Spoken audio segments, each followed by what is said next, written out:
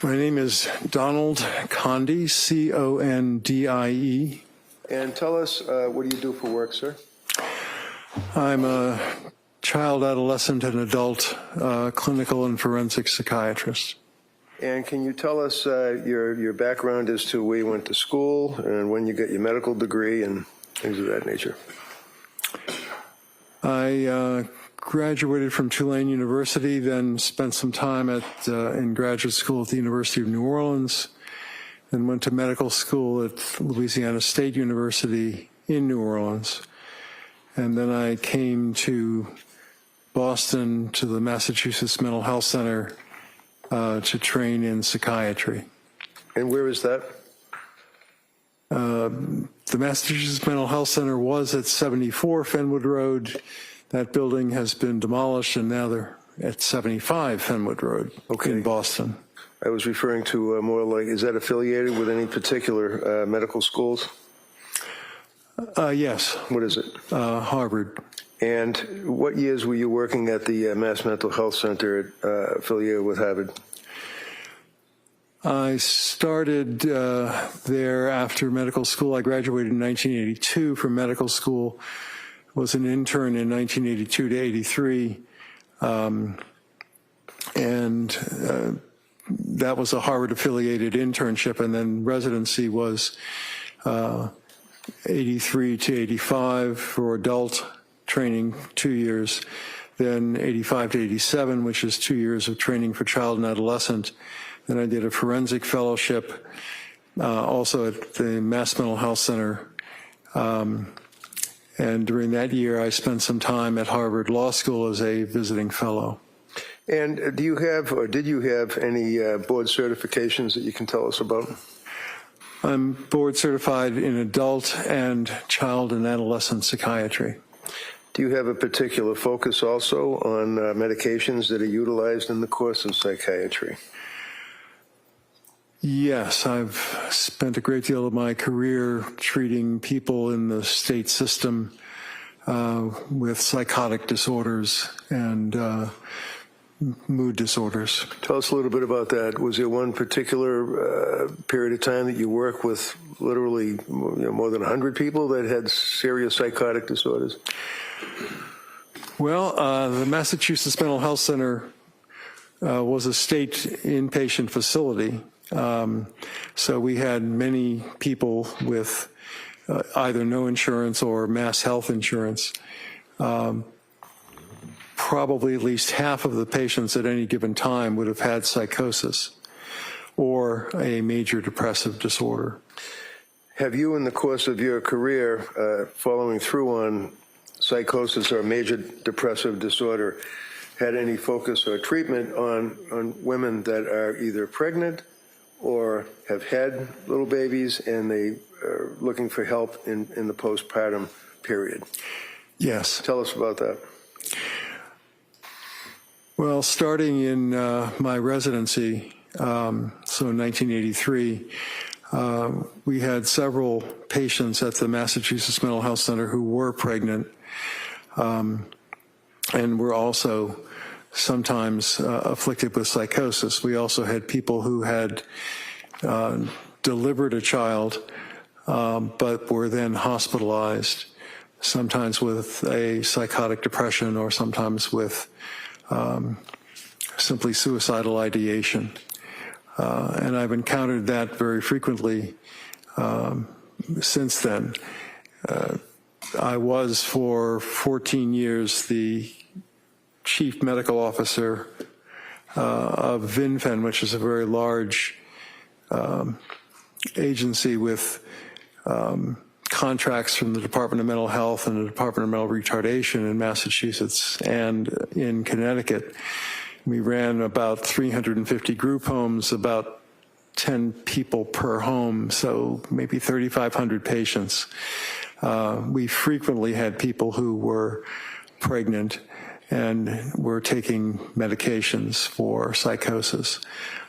Sometimes after delivery, the severity of their psychosis would increase. So I'm fairly familiar with that phenomenon. Doctor, how many years have you actually been practicing now as a physician? I've been a licensed physician in Massachusetts since 1983. So what's that, 83, 90, 2000, 2026? Okay, about 40 years. A little more than 40 years. Okay. From 1990 through 2012, were you affiliated with forensic child psychiatry with Mass General Hospital? Yes. And were you also affiliated through 2013 with Mass General on forensic case consults in this field? Yes. All right. I'm asking, have you had occasion to make a number of presentations? We don't have to go through them, but did you make a number of presentations and working as a lecturer for various medical schools, law schools, things like that? Yes. During the time that I was at Mass Mental Health Center, I was a fellow at Harvard Medical School. What does that mean to be a fellow? It means you're a resident in a training program and you're teaching Harvard medical students things about the specialty in which you happen to be practicing. And what was the specialty that you were a fellow lecturing Harvard medical students about? First it was general psychiatry, then it was child and adolescent psychiatry, and then it was forensic psychiatry. You also have had various scientific or medical publications that you have been authored on a number of occasions, articles, is that correct?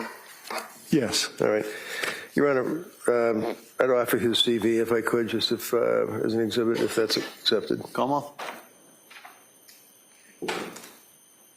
Okay, that may be admitted. Thank you.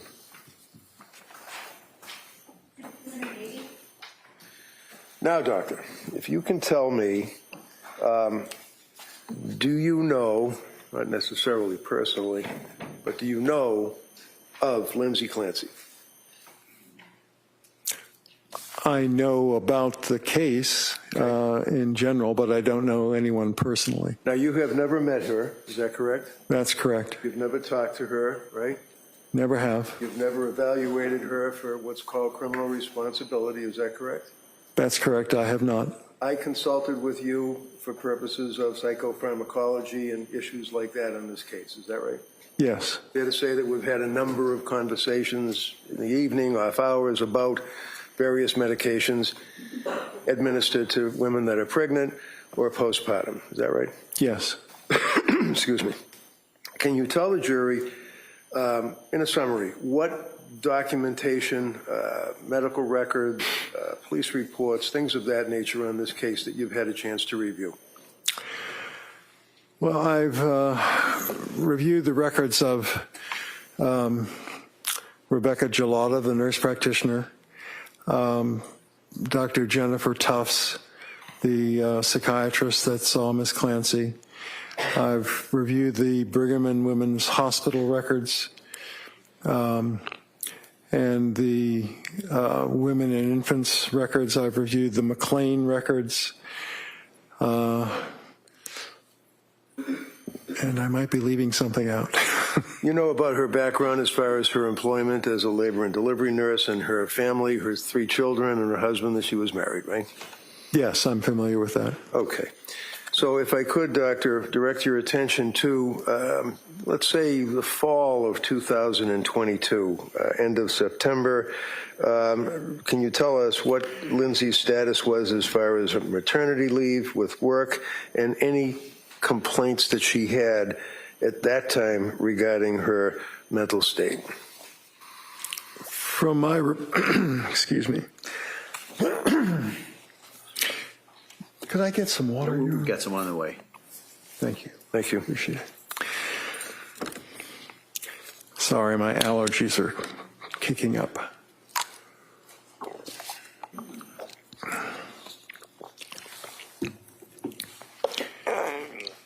So from my review of the records, which would start with Dr. Tufts' records, my understanding is that Ms. Clancy was planning to go back to work as a labor and delivery nurse at Mass General She worked, I believe, the 12 midnight to 12 a.m. shift. And she began to experience, as she had to some extent after her first 2 deliveries, some postpartum anxiety, and consulted Dr. Tufts at that time. Now, after she had her 3rd child, Callan, was she in, would you strike that? It's fair to say she was in treatment with Dr. Tufts as a treating physician? Yes. Okay. And looking at your affidavit, I believe in paragraph 9, did you determine from looking at the medical records as to the time frame that Lindsay treated with Dr. Tufts? Yes. And what was that? She started in the middle of September 2022, and I'm sure that her last appointment was January 23rd, 2023. Now, did you have a chance to review Dr. Tufts' medical records? Yes, I did. Can you describe them for us, please? They are somewhat sparse, and there are many check boxes in the records, but not a great deal of sentences that describe what was done during sessions. Were you aware that the sessions that Dr. Tufts conducted with Lindsay from September, the end of September, up through January 23rd were all televised on a computer? Yes, they were all video. Do you recall the medications that Dr. Tufts prescribed Lindsay? I believe the first medication she started was Zoloft, 25 milligrams. And what is that? Tell us what Zoloft is. What Zoloft effect does it have on a person? I'm sorry? What effect does that have on a person? Well, Zoloft is a selective serotonin reuptake inhibitor, which is a type of antidepressant that started being used around 1988, I believe. Prozac was the first one, Zoloft was the second. When it works to be helpful, it combats both anxiety and depressive symptoms that people might have. It also has, in some people, an effect of causing a feeling of jitteriness and increasing anxiety. So it's something that does have some potential side effects as well as beneficial effects.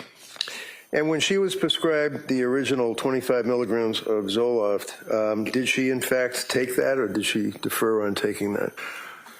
My recollection of the records is that she had it prescribed, picked it up, but did not take it for at least a couple of weeks because she did not wish to take medication. She was, I believe, still breastfeeding at that time.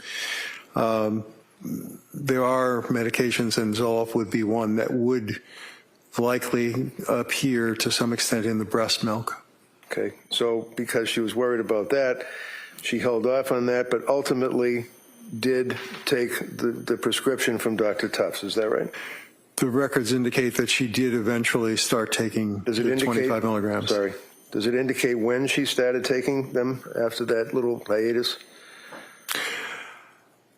To be exact, I'd have to look at the records, but I believe it was at the end of September. And was that dosage increased at some point? It increased from 25 milligrams to 50 milligrams. And what happened when Lindsay took the 50 milligrams of Zoloft prescribed by Dr. Tufts?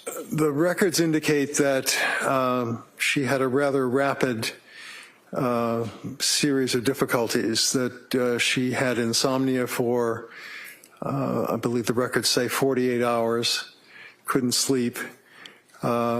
It's something that would be called activation, that these medications can cause in some people who are more susceptible.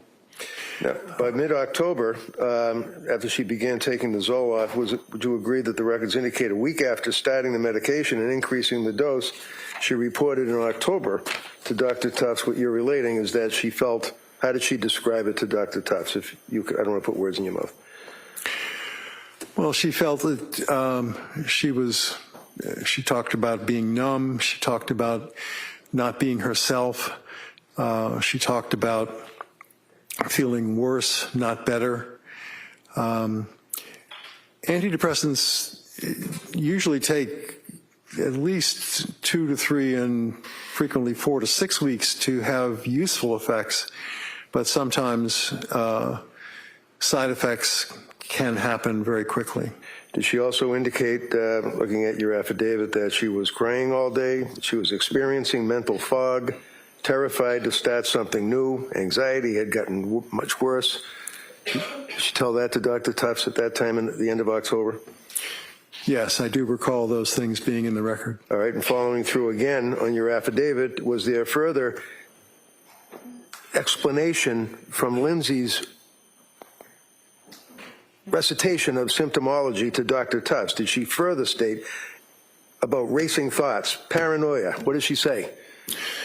Looking at your report, look at your affidavit if that helps you refresh your memory. I actually don't have the affidavit with me at the moment. I do have some of the records, but... well, let me just approach you then and hand you your affidavit, paragraph 13, and see if that refreshes your memory. Thank you.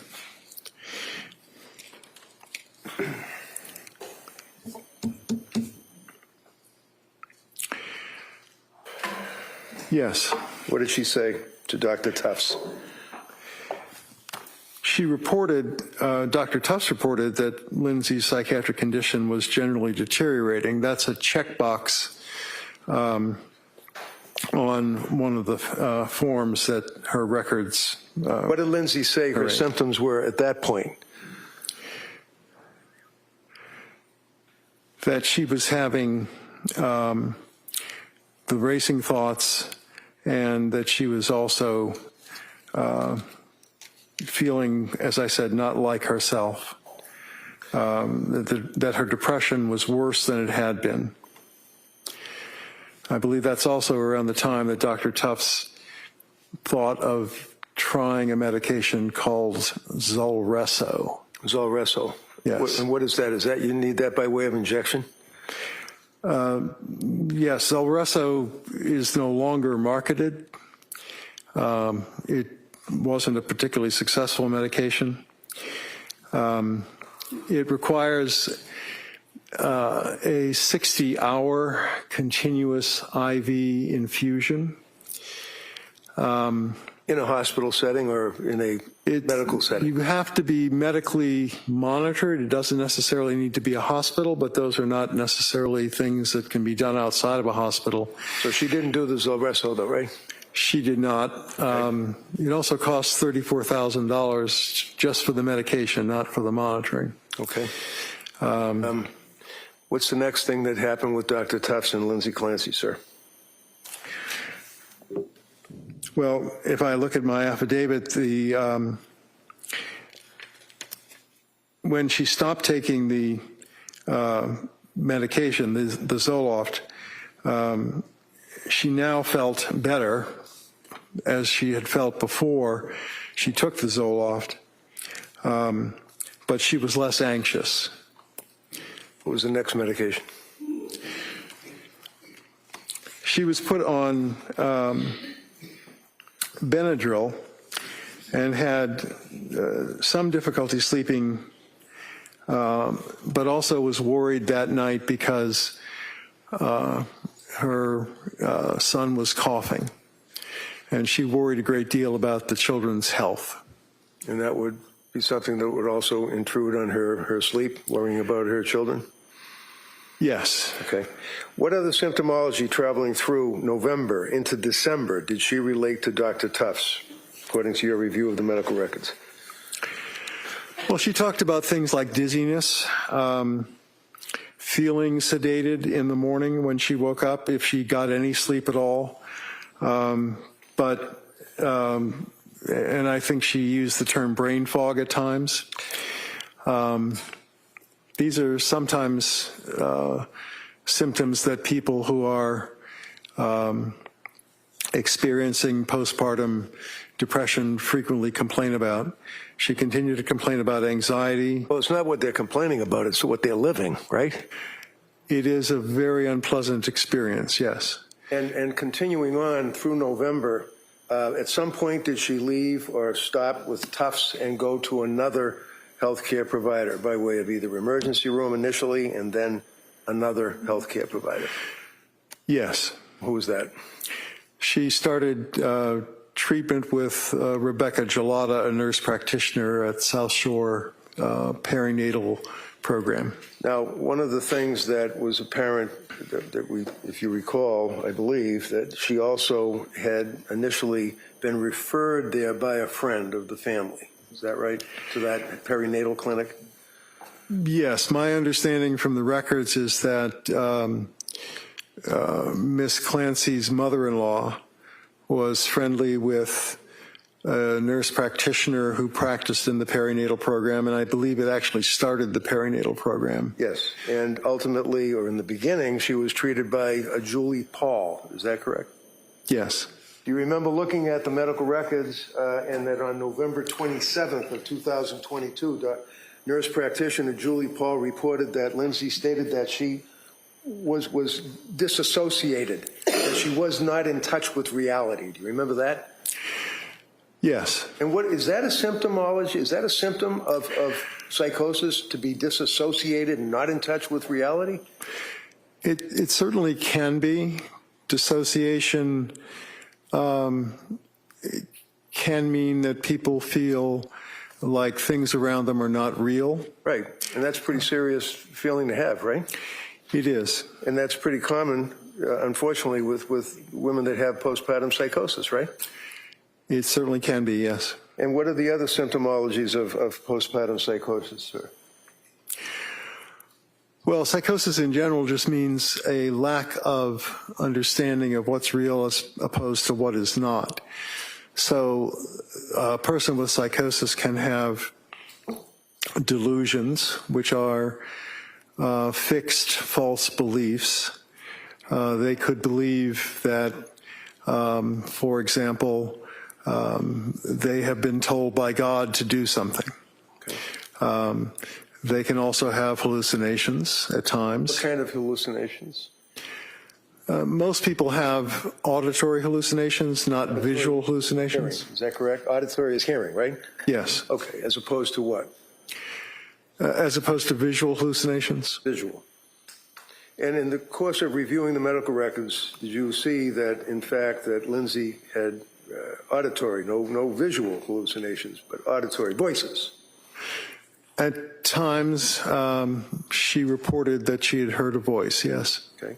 Do you recall that as the time went by that she, in December, do you remember seeing in the medical records that she was relating that she was heavy, that she couldn't get out of bed, that she couldn't bathe, that she couldn't react, she couldn't love, she couldn't feel? Do you remember any of that from looking at the medical records? Yes, those are all phrases that I recall from the medical records. They were all coming from her, right? Yes. To the doctors. Yes. That would be Dr. Tufts and then Dr. Gelada. Is that right? Nurse Gelada. Sorry, nurse practitioner Gelada. Do you recall, sir, that nurse practitioner Gelada prescribed additional medications to Lindsay during that period of time from November through December? Yes. Can you tell us what they were? I'd have to look to be sure, but I believe she continued the Benadryl at times. And there was some talk about the use of Buspar, but I believe that was Dr. Tufts. About the what? I'm sorry? I said it. I'm sorry? What was the word you just used? Oh, sorry. Buspar, which is the brand name for buspirone, which is an anti-anxiety medication. Right. How about Remeron? Was there ever a prescription for Remeron? Remeron is a different kind of antidepressant, which helps people sleep a little bit and also sometimes helps their appetite. Yes, that was another. The answer is yes, she was prescribed Remeron? Yes, she was. And that's an antidepressant? It is. Is that mocking or similar to, but not exactly the same as the selective serotonin reuptake inhibitor, Zoloft, Prozac, things of that nature, right? It's similar in the sense that it has an antidepressant effect. It has some effect on serotonin. It has some effect on the adrenergic system as well. What? The adrenergic system. Adrenaline is a neurotransmitter. It's also a hormone that circulates if you are suddenly scared or something like that. You get a surge of adrenaline. So if you were in a near-miss car accident, you might find yourself shaking because adrenaline will flood into your system from the adrenal glands. But it's also a neurotransmitter, and mirtazapine has some effect on that. Now you said mirtazapine. Is that the same as Remeron? Yes, Okay. sorry. So it's two different names, generic and not generic. Mirtazapine is the generic name, and I was taught to use generic names, but Okay. yes, Remeron is. Around this time, Lindsay has been prescribed the Prozac, she had been prescribed the Remeron, she had been prescribed the Benadryl, she had been prescribed other medications very similar to the SSRIs. Is that correct? Yes. All right, and does the selective serotonin reuptake inhibitor, that's fancy word, what does it mean? Isn't that serotonin in your brain? Doesn't it block or in some fashion affect your brain? It's a little complicated to explain, but Let's explain serotonin. it. Tell the jury what serotonin means and what happens when you take an SSRI, please. Okay, serotonin in this sense is a neurotransmitter. The brain is a relatively complicated place. It has about 86 billion nerve cells. They've got thousands of connections to each other, but they're not like the wires in your house where you put two pieces of wire together, twist the copper, and then put a nut on that. Nerves don't touch. They go close to each other, but there's a space between them, and that's called the synaptic cleft. One nerve secretes a neurotransmitter into the synaptic cleft, and it moves over to the next nerve in line where there's a receptor. Serotonin does that in the synaptic cleft, but it's also taken back up by the nerve that secreted it so it's reuptaked. So a selective serotonin reuptake inhibitor slows down the reuptake of serotonin, prolonging its activity in the synaptic cleft, which causes the next nerve in line to be activated. I'm sorry that it's so complicated. So that's what serotonin is doing, and that's what a reuptake When a woman inhibitor is does. pregnant or has just had a baby, can you tell me what effect, for example, hormones have when a person has a baby? I know we're two guys, but I mean, do you know what happens when a woman has a baby? I've been at quite a few deliveries, yes. Okay. The fact is that many hormones increase. So progesterone is a hormone that many people have heard of. It's a component of birth control pills because it promotes gestation. So progesterone in a birth control pill fools the body into thinking it's pregnant, which means it doesn't, the woman doesn't produce eggs that could be fertilized, and that's the way the birth control pill works, or some of them do. Progesterone goes down very quickly after birth, as do many other hormones that are going up and then down after birth. So if the hormones go up, and if there's an overload, if you will, might be the wrong word, of hormones, what effect does that have on the human body? What effect does that have on a woman who's just had a baby? Well, it's quite complicated.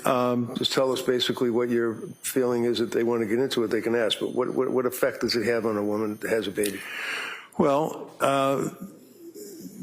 one of the other hormones that goes up is prolactin. So after the woman gives birth, prolactin promotes lactation, and it's a hormone that increases so that the mother can then breastfeed. These hormones are also seen in all mammals that feed their young through producing milk. So it's a very common mammalian thing to do. But other kinds of things can happen Excuse me, did you say males or mammals? Mammals. Okay, because mammals don't breastfeed, right? I'm sure they don't, yes. Okay, so As far as the hormone, again, I would ask, when a woman has a baby and the placenta, I think I pronounced that right, is through the birth, all of a sudden, what happens? It stops that massive influx of hormones, or it increases that influx of hormones? Well, some hormones go up, like prolactin, and some hormones go down very quickly. What effect does that have, in your experience, and your education and your research, on women that have a baby? What effect does that have on them?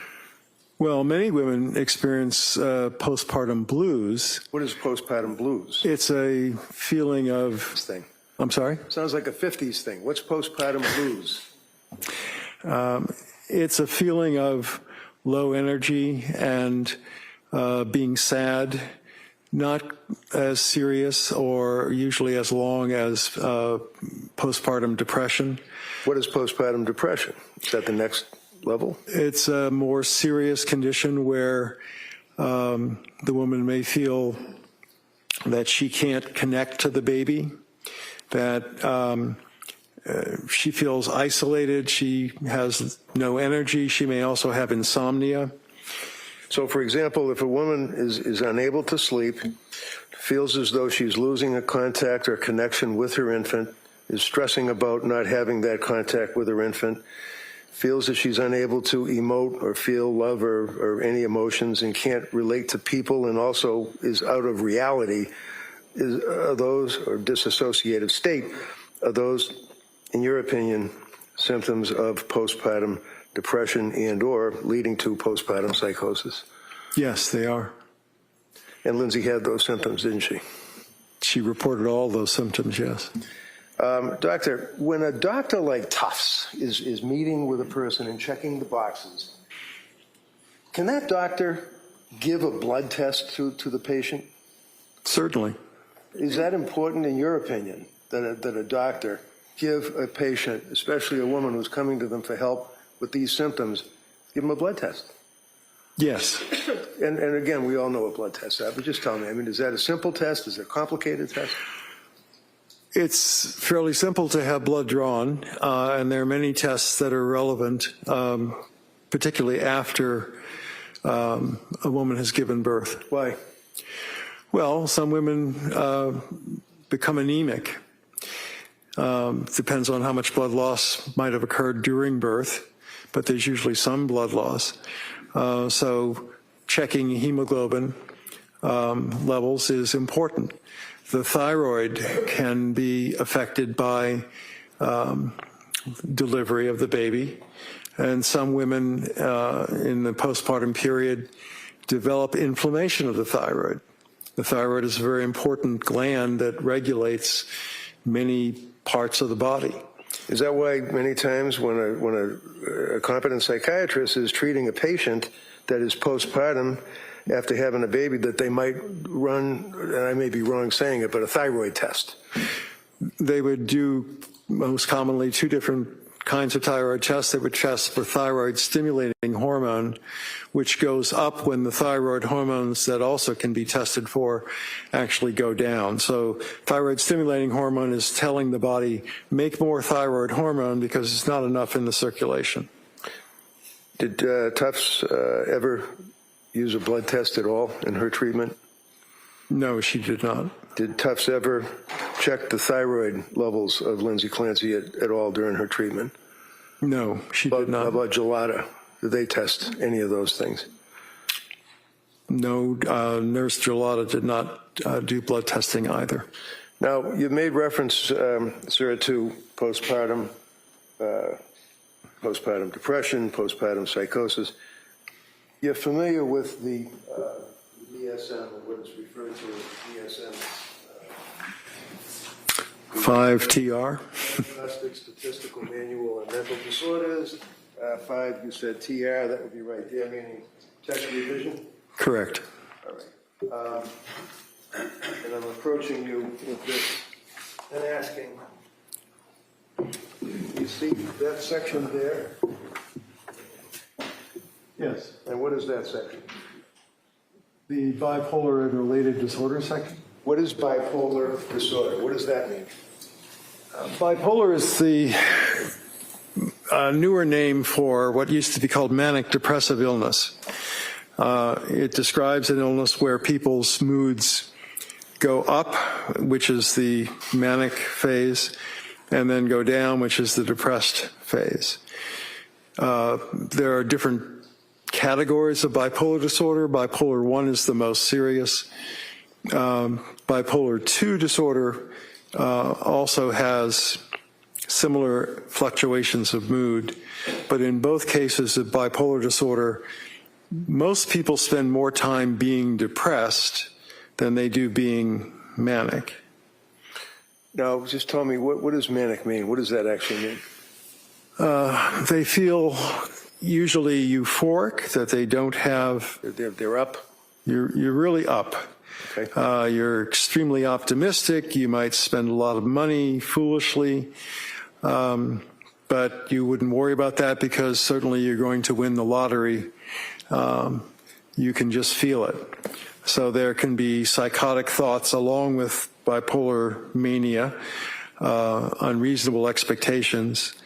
Like I said, that you're destined to win the lottery, or in serious cases, you can believe that God is speaking to you and has appointed you to do some special thing in life.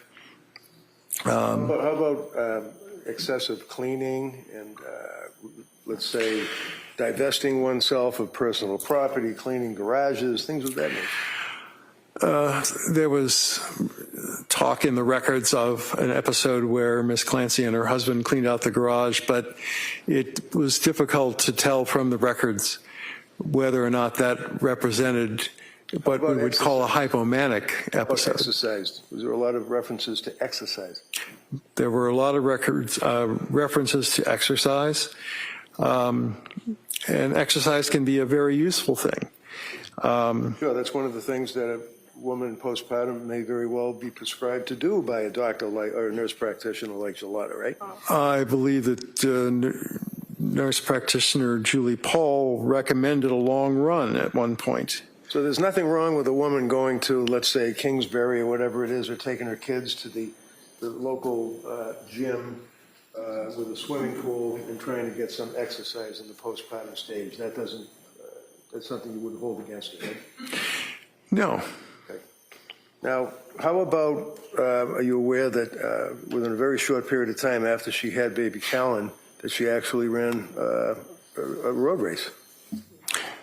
Yes. Is that indicative of a person that's kind of ramped up and doing these things you're talking about? It's unusual to decide to run so soon after delivering a baby. I believe that she ran on the day that she might have delivered her last child, Callan. That's correct. So during the month of December, in your review of the records, would you agree that her symptoms that she has related to the doctors that were there to help her, they basically increased, did they not? I'm sorry, I couldn't quite hear. They increased? Yes. And are you aware that then she went somewhere voluntarily in December? Yes. Where? She went to the Mass General Emergency Room on, I believe that was in December. She had gone to the South Shore Emergency Room previously. And did you, in the records, see that, in fact, she had gone to Women and Infants program in Rhode Island for a day? Yes. And are you familiar with that particular establishment? Is that a supposedly helps pregnant women?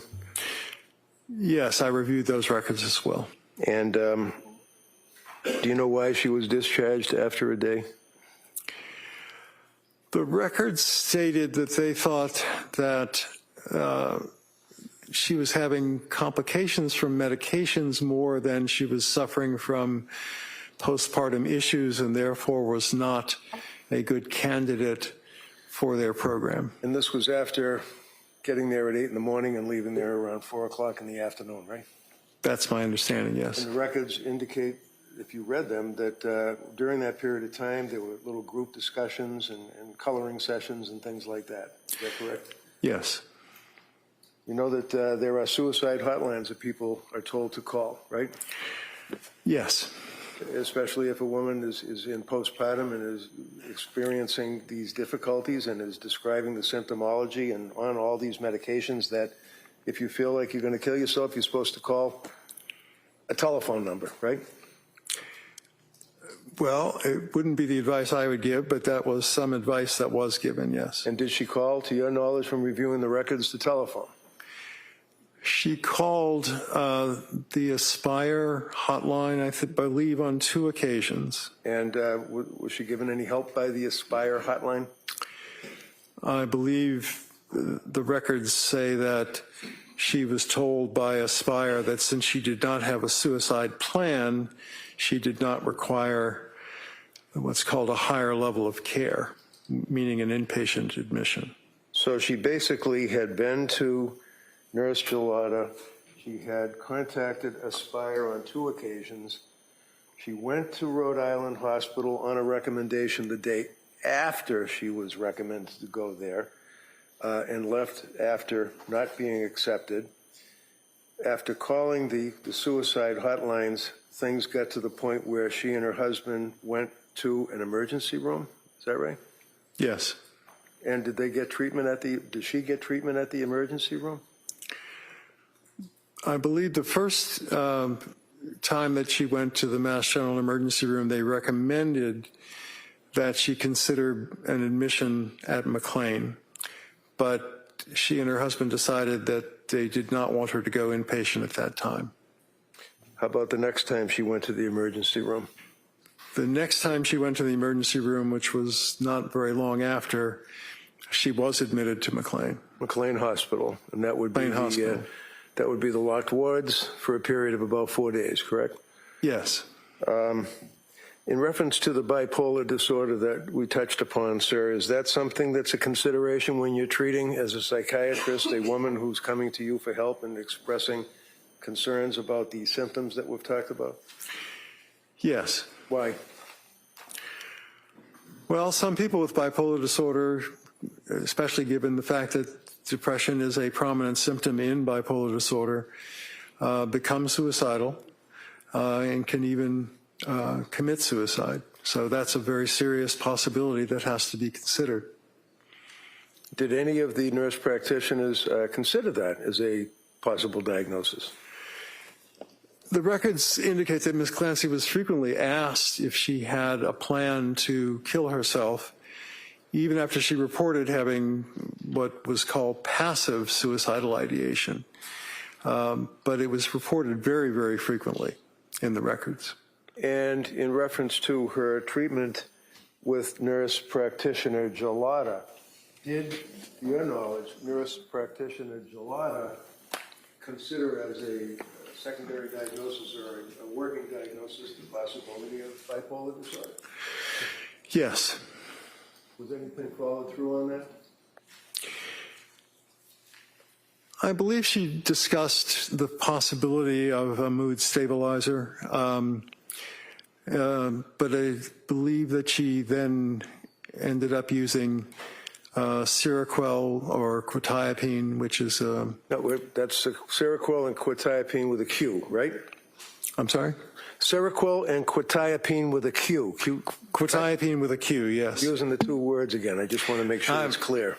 Seroquel is the brand name. Quetiapine is the generic name. All right. And did she, meaning Lindsay, to your knowledge in the medical records dealing with these providers, complain about the effect that Seroquel had on her? Yes. And what did she say? What were the symptoms, or what did she feel? Well, she often felt spacey, as if she was not her normal self.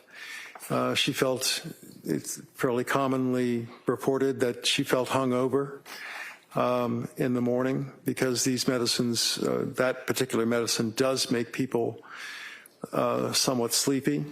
I believe the beginning doses were described as a sleeping dose, which is a very low dose of the medication that does, in fact, help sleep to some extent. Was the Seroquel ultimately increased to 400 milligrams a day, 200 milligrams a day? Do you recall that? Yes, it started at 25 and... It was bumped up pretty significantly, wasn't it? Yes, 400 is a lot more than 25. And she was complaining about the effect of the Seroquel, is that correct? She was. And she was complaining about the fact that she couldn't sleep. All those symptoms that we went through continued on through the month of December. After McLean, she went there for the New Year's period. I know, I'm almost there. She went to the McLean for treatment and still complained of these symptoms. Is that correct? Yes. Did the symptoms ever resolve themselves for Lindsay in January, if you know? There were times when she appeared to be a little less distressed, but the symptoms were never completely resolved, no. And did you know that she went to see Dr. Jennifer Tufts in January 9th and that she was prescribed diazepam? Yes. And then on the 12th, she was prescribed trazodone, 150 milligrams by Dr. Tufts. Yes. January 16th, 2 milligrams of diazepam by Dr. Tufts. January 16th, the same day, 10 milligrams of amitriptyline by Dr. Tufts. Yes. What is amitriptyline? Amitriptyline is one of the older types of antidepressants. It's what's called a tricyclic antidepressant. It has more side effects, but one of the useful side effects in some cases is that it makes people sleepy. Did it help her sleep? Not really. Now, in reference to the DSM, out of that revision, and you agree with me that they have DSM-1, DSM-2, revised, rebooted, reconsidered, DSM-3, all the way up to DSM-5 text revision, right? Correct. And consisting of over 1,000 pages, right? Yes. Is this like considered, some people say, the Bible of psychiatry, or is it like a cookbook? I would call it a dictionary.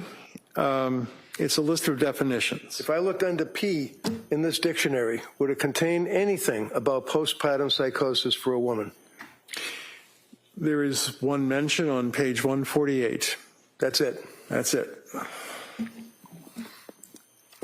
The rest of the world, they don't care about the DSM. They have some other information, right? What is that called? The World Health Organization publishes something called the International Classification of Disease, which is now in its 11th edition. It lists postpartum psychosis as a separate entity.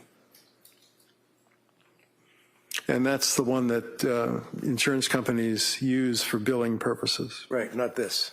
Correct. Are you familiar, sir, with the way other countries treat pregnant women in postpartum condition when they see, let me finish, when they see a doctor for medical treatment? Yes or no? Objection. All right, just allow that question, then we'll. Yes. And how does that differ from the United States of America? Objection. Sustained. Go ahead.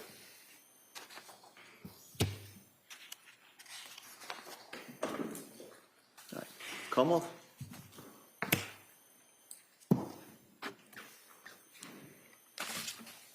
Good afternoon. Afternoon.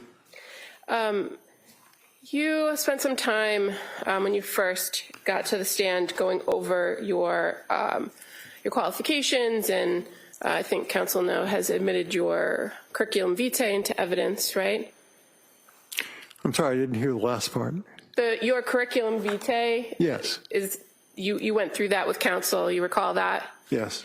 And fair to say, the majority of the entries and your experience and your presentations and your teaching and fellowships, most of which revolve around child and adolescent psychiatry, correct?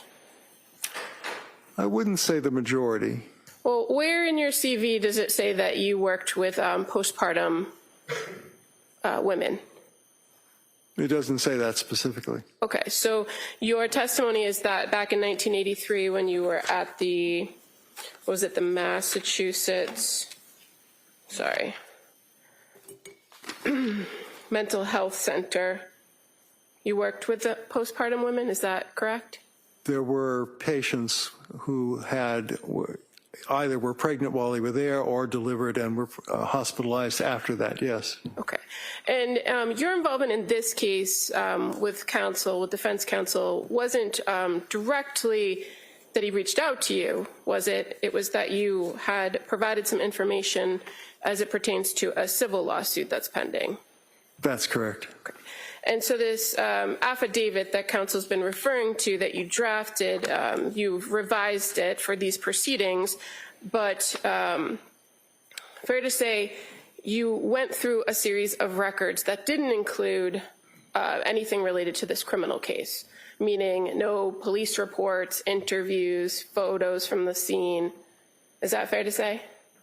No police reports, no photos from the scene. So the majority of what you reviewed pertained to medical records, right? Yes. And in fact, you cite in your affidavit a New Yorker article for facts. Yes. That's where you got most of your facts, is from a New Yorker article. No, I also spoke to Mr. Clancy. You spoke to Mr. Clancy? Yes. Is that in your affidavit? Well, you have it before you. Can you point to a paragraph where you indicate that you got a report directly from Mr. Clancy? I don't know if it's in the affidavit. Okay. But I did interview Mr. Clancy for 90 to 100 minutes. Now, in relation to kind of going through the medical treatment, you indicate that the defendant reported that she was hesitant about taking medications. Do you recall that in paragraph 11? Yes. But you're aware that she sought out a psychiatrist, not a therapist, not a psychotherapist or a psychologist. She sought out a psychiatrist as her first contact in the postpartum period, correct? Correct. And psychiatrists presumably prescribe medications and don't necessarily offer psychotherapy, do they? Well, all psychiatrists are trained to do psychotherapy to some extent at least. But yes, they can also prescribe medication. And through the records, you learned that the defendant did have reactions to low dose of Zoloft. And your testimony is that a blood test would have helped. Is that your testimony? Yes. So a blood test that's about 4 or 5 months postpartum, how is that going to help prescribers? Well, the blood test I was thinking of was you could do a level of the antidepressant in her blood, and that would tell you whether it was average, expected given the dose, or too high or too low. And that would yield results if a person's only been taking medication for less than a week? Yes. But you indicate that over a period of 4 to 6 weeks is when you would expect to see a medication start to take effect, correct? It sometimes takes that long, yes. Now, you also spoke a little bit about Zulresso. You're aware from reviewing the records of Jennifer Tufts that she researched Zulresso and spoke about Zulresso, but never made a recommendation to the defendant that she do that injection. Yes. You also describe that by November 21st, that the defendant was experiencing suggesting symptoms of mania, like racing thoughts. But in fact, the criteria is not just racing thoughts, it's racing thoughts, pressured speech, correct? There are a number of criteria that are listed, but racing thoughts is one of them, yes. Okay. And you also list, or you identify in your affidavit, extreme insomnia, but for mania, it's not just insomnia, it's that there's insomnia with a decreased need for sleep, correct? it can be decreased feeling that you need to sleep even if you didn't sleep for several days, but it's also true that some people feel very tired. It's not just one or the other. You're aware that the defendant denied a decreased need for sleep around that time period in November from the records, aren't you? In that period,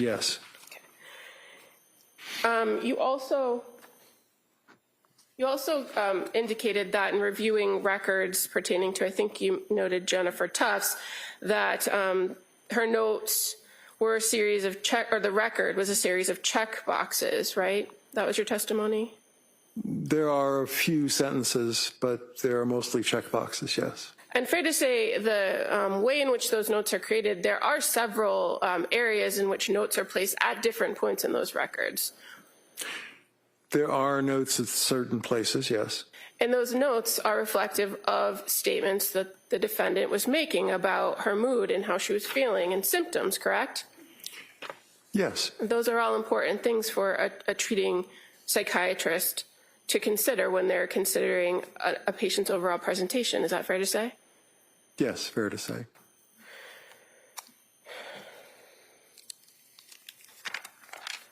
Now, you also referenced in your affidavit that the defendant had reported that she had these increased symptoms with Zoloft and didn't sleep for 48 hours after increasing the dose. Remember that in the record? Yes, from 25 to 50. And you didn't review any police reports to identify that there were only 7 pills missing from that bottle of sertraline, did you? I did not review a police report, no. So if a person takes 7 pills over a 1-week period at 25 milligrams, how do they increase the dose without more pills missing from the bottle?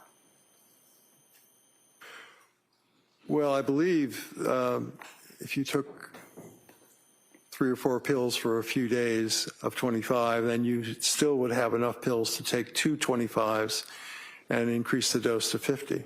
Right, but if a prescription reads that if 30 are filled and only 7 are missing from the pill bottle when it's located months later, then if you've taken 7 pills, you've taken 1 pill each day, correct?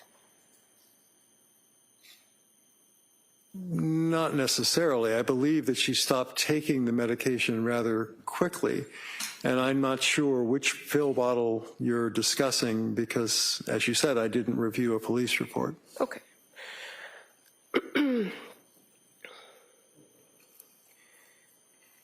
Now, you're aware that on December 15th, that the defendant and her husband reported that she was having persistent intrusive thoughts that day, correct? Yes. And that's the day she first presented to Mass General Hospital. Yes. And you're aware that Mass General Hospital is directly affiliated with McLean Hospital, right? They are affiliated, yes. And that she was advised to go to the inpatient program, and she chose not to go. Yes. From reviewing the records, did you see how Letitia Dukes, a social worker, or a mental health worker, excuse me, from the South Shore Perinatal Behavioral Health Clinic, had previously had discussions with the defendant about going to women and infants before her presentation to the Mass General ER on December 15th? Yes. And she didn't, in fact, go to that program until December 20th. Is that fair to say? Yes. Now, you also mentioned in your review of the medications lamotrigine. You recall that? Yes. And that was a medication that was prescribed to the defendant in December of 2022, correct? Correct. You're aware that she never took lamotrigine? I believe that's what she said, yes.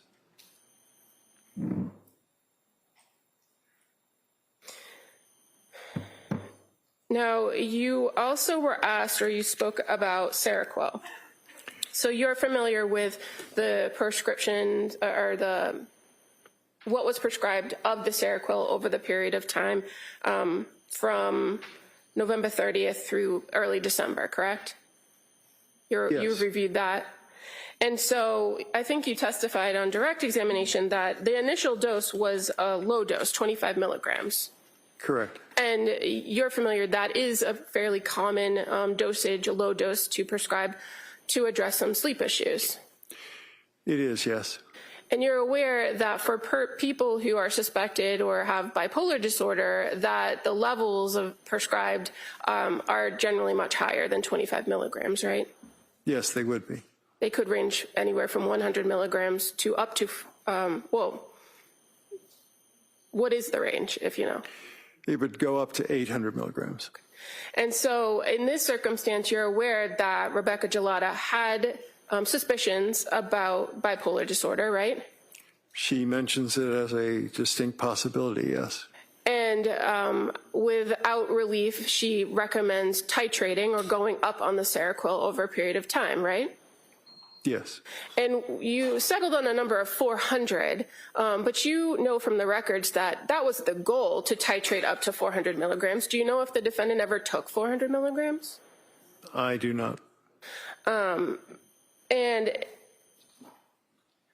you're also aware that once the defendant started reporting having symptoms and concerns about the Seroquel, that she had requested to taper off the Seroquel, correct? Yes. And you're aware that prior to her presentation at McLean Hospital, that Rebecca Gelada actually did send in a prescription that would allow for her to taper down. Yes.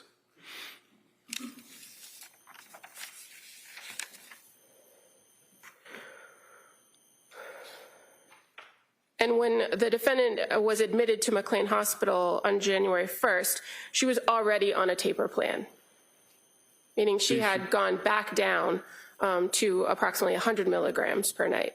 I believe she was, yes. And that at McLean, they further immediately started to reduce the dosage with each night. I believe that was the plan at McLean, yes. So the first night she was there, she went down to 75 milligrams, correct? I believe that's correct, yes. And then by the time she was discharged, she was at 0. Yes, and they were talking about the amitriptyline. Well, did she leave McLean Hospital with a prescription for amitriptyline? I don't know if she left with a prescription, but it was discussed in the records that they recommended that. And as of January 12th of 2023, you're aware that the only active prescriptions for the defendant were for amitriptyline, right? Yes. And Valium as needed and trazodone. That sounds correct, yes.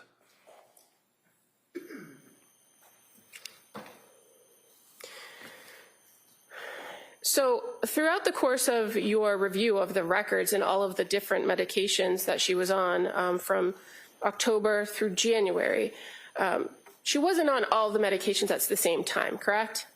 No, not at the same time. And it's fair to say she was only on maybe 3 medications at one time.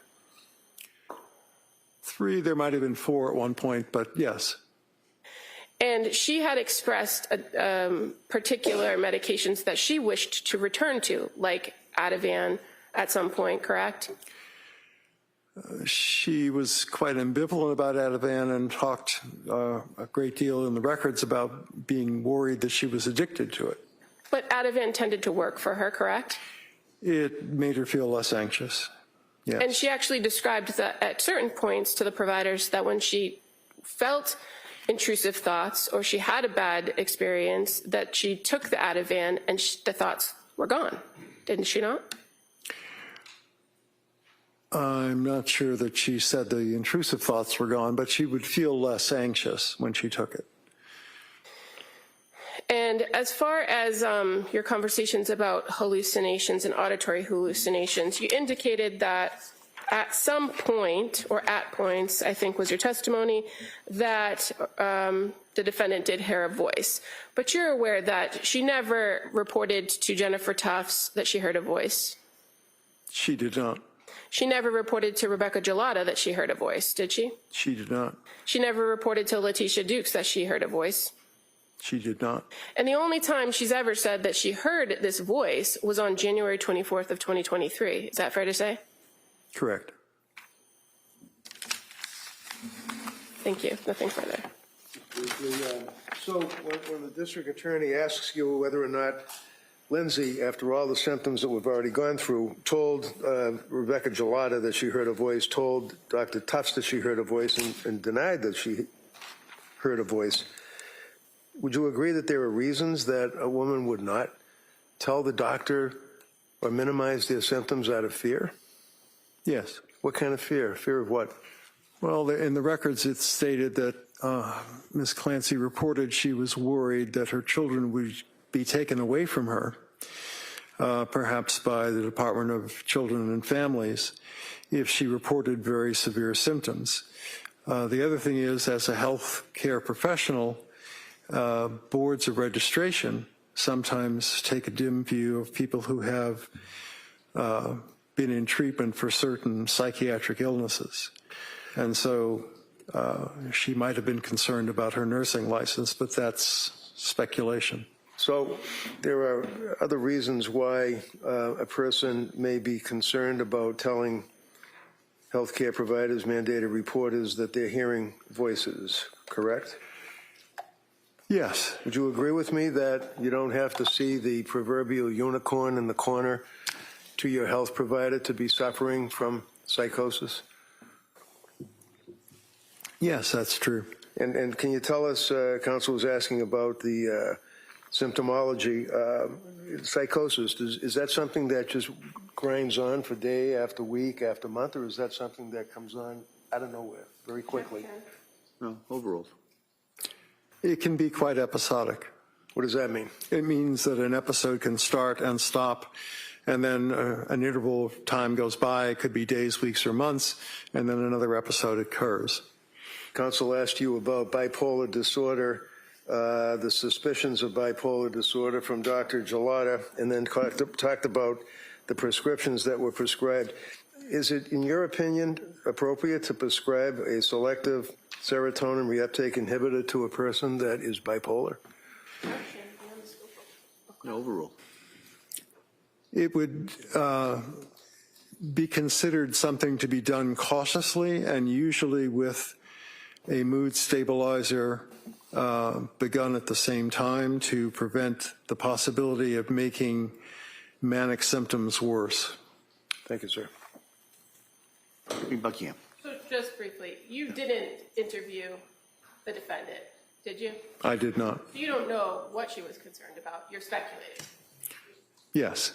And for a person who's begging for help, wouldn't it be important to be honest with their providers about what you're feeling, seeing, and hearing? It should be, but that's not always what doctors find. Nothing further. All right, anything further? Okay, good. All right, thank you, Doctor. Let me sit down. Thank you.